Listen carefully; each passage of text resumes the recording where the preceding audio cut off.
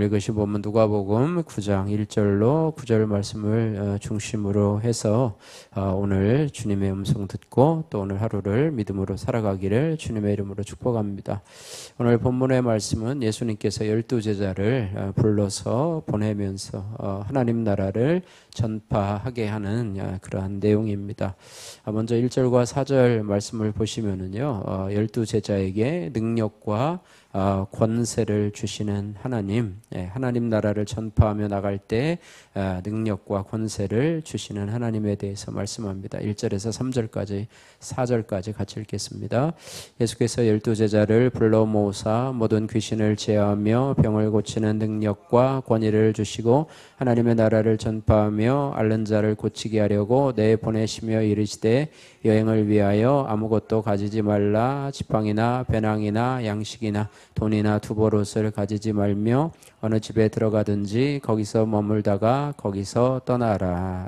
아멘. 12제자를 불러 모으시고 그러면서 모든 귀신을 제어할 수 있는 능력, 또 병을 고치는 능력, 또 권위를 하늘의 권위를 허락해 주셨다. 그리고 하나님 나라를 전파하도록 하나님 나라 회개하라 천국이 가까웠느니라. 천국 곧 하나님 나라를 전파하기 위해서 예수님께서 이 땅에 오신 이유도 하나님 나라를 전파하고 또 하나님 나라를 전파함으로 인해서 이 세상에 속해서 또 마귀에게 속해서 살아가는 사람들이 하나님 나라의 복음을 듣고 회개하며 돌이키며 예수 그리스도를 주님으로 온전하며 영접하면서 이제는 하나님 나라의 백성으로서 이제는 살아갈 수 있도록. 그러니까 하나님 나라를 전파하지 않으면 누가 알겠습니까?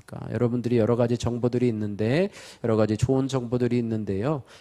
좋은 정보들이 있어도 나누지 않으면 그런 것들이 있는지조차도 알지 못하고 있습니다. 그래서 그런 것들을 나눠야지만이 알 수 있어요. 세상 가운데 살아가는 사람들은요, 교회 안에서 어떤 말씀이 선포되는지, 성령님이 누구신지, 하나님이 누구신지, 예수님이 누구신지, 또 뭐 말씀 묵상이 뭔지, 큐티가 뭔지 잘 몰라요. 어저께 우리 제가 전도하면서 어느 분과 대화를 하고 있는데요, 교회 주보가 뭔지도 모르더라고요. 교회 주보가 뭐예요? 하더라고요. 그러니까 교회를 어렸을 때 한 번 그냥 이렇게 한번 성탄절 때는가 언젠가 한번 가서 과자 한 봉지 탄 기억밖에 없고 그 후로는 교회를 가지도 않았고 교회가 뭔지도 또 교회에서 전혀 뭔지도 몰라요. 그래서 여러분들이 주위에서 그런 사람들이 있어요. 하나님 나라를 전혀 알지 못하고 그런 사람에게 하나님 나라의 복음을 전파하라고 이렇게 말하고 있습니다. 그러면서 3절 4절 말씀에 여행을 위하여 아무것도 가지지 말며 지팡이나 배낭에 뭐 이것을 통해서 이제 CCC 같은 경우는 뭐 거지순례라고 해서 여름마다 행사를 해요. 아무것도 가지지 않고요. 돌아다니면서 전도를 하는 거예요. 아무것도 없어요. 아무것도 없이 다니면서 전도하게 되고 또 거기서 밥 주면 밥 먹고 이렇게 하면서 뭐 일주일 동안을 이렇게 여행을 하는 그런 대학생들에게 프로그램이 있더라고요. 그래서 그렇게 이 말씀 그대로 순종하면서 하는 그런 프로그램도 있는데요. 어쨌든 하나님은 하나님 나라의 복음을 전파하도록 제자들을 불러주신 것처럼 저와 여러분들에게도 하나님의 나라를 전파하라고 저희들을 불러주셨고 또 불러주셨으면 저희들에게 능력을 주시고 권세도 주신다 이렇게 말씀하고 있습니다. 그래서 예수님의 제자인 저와 여러분들도 우리 가족과 이웃에게 하나님 나라를 전해야 합니다.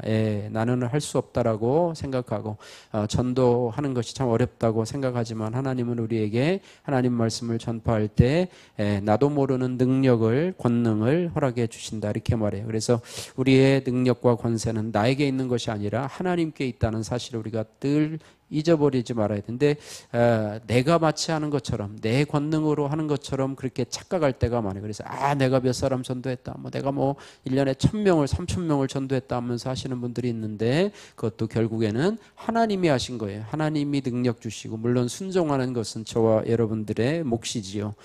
그렇습니다. 그래서 능력과 권위를 주시는 하나님, 내가 하나님 나라를 전해야 될 곳은 어떤 것인가, 복음을 전해야 될 것은 어떤 것인가, 이런 복음 전할 사명을 내가 입을 꼭 닫고 순종하고 있지는 않은가, 불순종하고 있지는 않은가, 우리 자신을 돌아보면서 복음을 전해야 될 때에 꼭 전할 수 있는 저희들 되게 하여 주옵소서. 이런 믿음으로 오늘 우리 자신을 돌아보면 좋겠습니다. 자, 5절에서 6절 말씀 보면은 이제는 복음을 전하는 제자들에 대해서 실제적으로 가서 어떻게 해야 되는지에 대해서 말씀을 합니다. 5절에서 6절 말씀 같이 읽습니다. 누구든지 너희를 영접하지 아니하거든 그 성에서 떠날 때에 너희 발에서 먼지를 떨어버려 그들에게 증거를 삼으라 하시니 제자들이 나가 각 마을에 두루 다니며 곳곳에 복음을 전하며 병을 고치더라. 아멘. 예, 복음을 전하러 가다가 영접하지 아니하거든 떠날 때에 너희 발에서 먼지를 떨어버려 그들에게 증거를 삼으라 이렇게 말하고 있습니다. 거기 설명해 보시면 발에서 먼지를 떨어버려라고 하는 5절의 말씀은 더 이상 그 일에 개입하지 않겠다는 뜻으로 자신에게 책임이 없음을 표현하는 행동이라 이렇게 말해요. 우리가 복음을 전하면서 기대로는 예배에 참석하라, 또 교회에 예수 믿고 살아가라라고 권하지만 듣지 않으면 우리가 내가 실망할 필요 없어요. 내가 방법이 잘못돼서 내가 말주변이 없어가지고 내가 사람에게 거절당하는구나 이렇게 생각하지 마시고 여기 보면 더 이상 그 일에 개입하지 않겠다는 뜻으로 자신에게 책임이 없음을 표현하는 행동이 바로 발에서 먼지를 떨어버리는 행동이다. 참 야박한 것 같지만은 그러나 그렇습니다. 우리 복음을 전하는 것은 나의 책임이고 듣거나 듣지 않는 것은 그들이 안 듣는 거지 내가 잘못 전해서 그런 게 아니라고 하는 것입니다. 나는 전했어요. 나는 전했는데 그들이 받아들이지 않기 때문에 나는 거기에 대해서 죄책감을 느끼거나 위축감을 느끼지 말라고 하는 거예요. 그러니까 전하는 것은 우리의 책임이라고 하는 것을 우리가 늘 기억해야 합니다. 설명해 보시면 예수님은 제자들을 파송하시면서 사람들이 그들을 영접하지 않을 수 있음을 미리 알려주시지요. 사람의 마음을 얻는 일은 우리 능력 밖에 있음을 인정하라고 하는 거예요. 예, 복음을 전하는 것은 그러나 우리가 할 수 있는 거예요. 복음을 전하는 건 할 수 있어요. 하지만 복음을 전하면서 믿음과 구원은 전적으로 누가 하시는 일이에요? 하나님이 하시는 일이다. 이것을 우리가 분명히 알지 않으면 괜히 복음 전하다가 위축되고 내가 해야 소용 있나, 해봤자 저 사람은 씨도 안 먹힐 거야 라고 생각하면서 지레 겁먹지 말고요, 영접할 것 같은 사람에게도 전하고 또 그렇지 않은 사람에게도 전하는데요, 우리의 생각이 늘 옳지는 않아요. 저 사람은 안 받아들일 것 같아. 그런데 뜻밖의 받아들이는 사람도 있고요. 저 사람은 마음이 워낙 착하고 살아서 내 말 잘 들어줄 거야 라고 생각하는데 오히려 너나 잘하세요 라고 하는 그런 말을 들을 때도 있다고 하는 것입니다. 그래서 주님의 제자는요, 복음을 잘 받아들이는 자에게도 또 거부하는 자에게도 끝까지 전해야 합니다. 그래서 거절당하더라도 복음 전하는 일을 포기하지 말고 하나님 나라가 확장되는 일에 힘써야 합니다. 예, 그래서 우리 늘 그들을 위해서 기도하며 또 전하고 거절당해도 또 기도하며 또 전하고 하나님이 하실 일을 기대하면서 우리는 복음 전하는 일을 포기하지 말아야 된다. 우리 제자들의 사명은 하나님 나라를 전파하는 데 있다. 이렇게 말씀하고 있습니다. 자, 7절에서 9절 말씀에는요, 이 제자들의 이러한 상황들을 들은 이 분봉왕 헤롯이 당황하는 그런 장면들이 나오게 되는데요. 당황해서 참 도대체 그가 어떤 사람이냐 이렇게 소문을 듣고 두려워하는 그런 모습인데요. 그렇습니다. 최고의 우울증 치료제인 신구약이라고 하는 윤기민 우리 자매님의 큐티인 간증입니다. 제가 유치원 다닐 때부터 아버지는 몸이 많이 편찮으셨고요. 어머니가 가정 경제를 책임지셨습니다.